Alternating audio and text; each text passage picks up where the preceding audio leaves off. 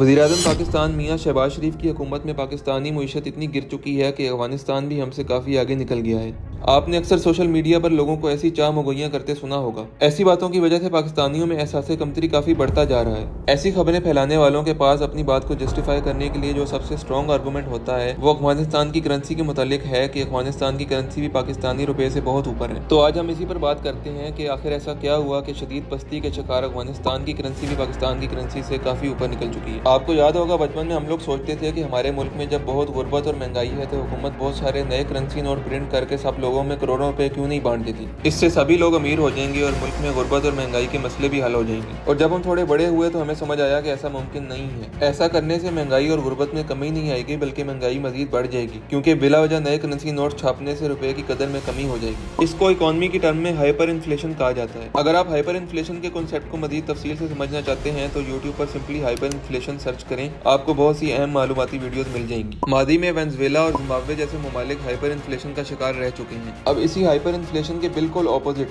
अगर किसी मुल्क की हुकूमत या स्टेट बैंक किसी वजह से नए करेंसी नोट छापना बंद कर दे या कम कर दे तो उस मुल्क की करेंसी की वैल्यू बिला वजह बढ़ती जाएगी, क्योंकि अवाम के पास अपनी बेसिक जरूरियात को पूरा करने के लिए अपने हाथ में बहुत कम कैश है। ऐसे में वो मुल्क जो ना कुछ खास प्रोड्यूस करता है, ना ही कुछ इन्वेंट करता है और ना ही सर्विसेज में कोई खास अच्छा है, उसकी करेंसी की वैल्यू बिला वजह आर्टिफिशियली बढ़ती ही जाएगी जब तक गवर्नमेंट उनके करेंसी नोट्स के मसले को हल ना कर ले। इसके अलावा कसरत से गैर मुल्की इमदाद पर इन्हिसार जो हर साल अफगानिस्तान को डॉलर्स की शक्ल में मिलती है, ये भी अफगानिस्तान की करेंसी की वैल्यू को आर्टिफिशियली अप रखने में एक बड़ी वजह है। तिजारत के एतबार से अफगानिस्तान को एक आइसोलेटेड कंट्री समझा जाता है। इसकी तरक्की याफ्ता ममालिक से इम्पोर्ट्स बहुत कम है और एक्सपोर्ट्स तो बिल्कुल ना होने के बराबर है। तो लैक ऑफ इम्पोर्ट की वजह से अफगानिस्तान के ताजरों को डॉलर की ऐसा कोई जरूरत नहीं पड़ती, जिससे उनकी करेंसी की वैल्यू स्टेबल रहती है। अगर इन सब पॉइंट्स के बावजूद भी आपके ज़हन में कोई एतराज बचता है कि ये सब झूठ है और अफगानिस्तान की करेंसी वाकई में उसकी मुआशी बहाली की वजह से स्ट्रॉन्ग है और अफगानिस्तान की तरक्की का सबूत देती है, और ये कि मैं सिर्फ इन सब बातों पर पर्दा डालने के लिए ये सब बोल रहा हूँ, तो आपके लिए एंड पर एक सवाल छोड़ जाता हूँ। अपनी लॉजिक के हिसाब से उसका जवाब जरूर दीजिएगा। पाकिस्तान की हद तक तो समझ में आता है कि शायद अफगानिस्तान पाकिस्तान से ज्यादा तरक्की याफ्ता हो चुका हो, मगर फिर अफगानिस्तान की करेंसी इंडिया, बांग्लादेश और हत्ता के दुनिया की तीसरी सबसे बड़ी मुईशत जापान से भी ज्यादा वैल्यू रखती है। इसकी क्या वजह हो सकती है? कमेंट्स में जरूर बताइएगा।